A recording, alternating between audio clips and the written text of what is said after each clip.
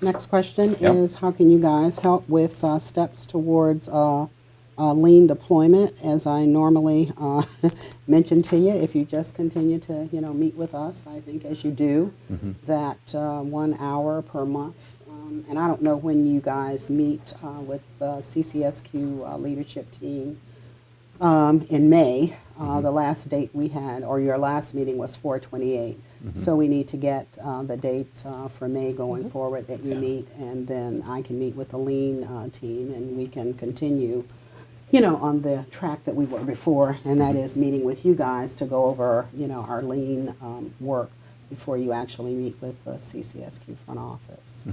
So Good. I'll just report out that our meetings within QIIG are definitely improving. I think because of your leadership and because of the commitment by the ambassadors.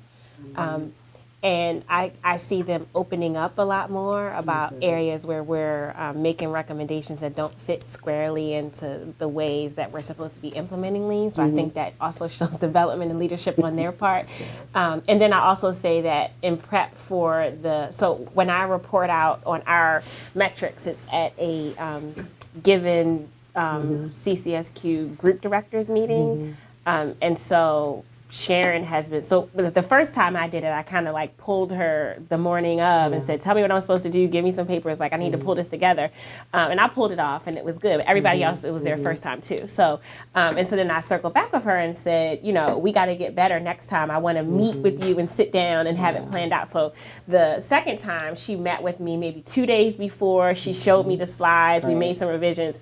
And then after the meeting on the 28th, she actually circled back with me yesterday and said, give me your edits. I know you have changes. Okay. Let me make the changes. We need to talk about the next meeting. So she is proactively prepping me for each of those meetings. She probably knows better than I do when my next report out it will be given. But I just want to thank you for that. Oh, sure. And just give you kudos because it's working well. Oh, good. She actually, that's her work at home day. She actually came in that day because you called in. So she was pretty excited that went over well. Good. And Alfreda, as a division director, if you think about the support, especially within your division, but also within QIIG, the group, would you say that the number of resources we have deployed to help with lean deployment is about right, or far too little, or far too much? Like, where would you put that? Far too little. You think it's far too little? Yeah, Okay. and in fact, I'm glad you mentioned it. It was something that I'm going to mention during my division issues meeting, is that we've got to come up with a QIIG lead for, lean. So that's something that I may have mentioned, and I think it's something that we're going to have to talk about and decide who will be the QIIG lead, for lean. And that person will, I guess, at least be assigned 50% of the time. But most of the lean ambassadors, like Sharon, we thought may have been 70% of the time. Really, they're spending about 25% of their time doing lean because they either have other projects or they're a SME on the contract, like Sharon, Paula.